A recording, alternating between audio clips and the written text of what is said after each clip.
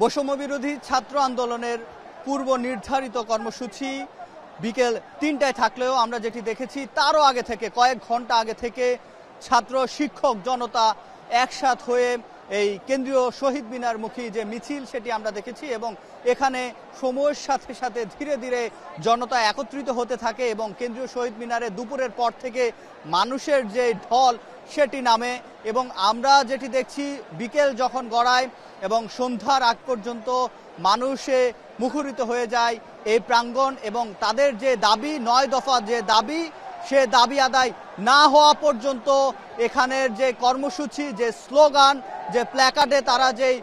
বাক্য উচ্চারিত করছে সেটি চালিয়ে যাবে। আমরা সরকারের কাছে একটাই চেয়েছি, বিচার। এখানকার যে সমন্বয়করা যারা রয়েছেন তারা যেটি বলছেন যে যতক্ষণ পর্যন্ত না দাবি আদায় হচ্ছে ততক্ষণ পর্যন্ত তারা রাজপথে থাকবেন এবং শিক্ষার্থীদের সাথে শিক্ষক, অভিভাবক এবং অন্য যে শ্রেণী পেশার সব শ্রেণী পেশার মানুষই আমরা এখানে একত্রিত হতে দেখেছি এবং তাদের মুখে একই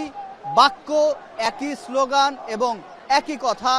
সেটি হচ্ছে তাদের যে দাবি সেটি যাতে শিগগিরই মেনে নেওয়া হয় এবং এখানে সমন্বয়ক যারা রয়েছে তারাও একই কথা বলছে যে জনতার যে দাবি সমন্বয়কদেরও একই দাবি এবং সেই একই দাবিতে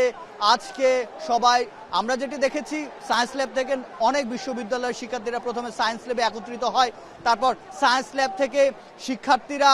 একত্রিত হয়ে তারপরে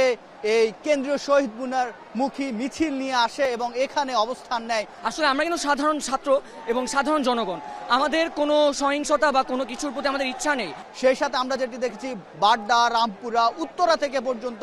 শিক্ষার্থীরা মিছিল নিয়ে একত্রিত হয়েছে এই কেন্দ্রীয় শহীদ মিনার প্রাঙ্গণে।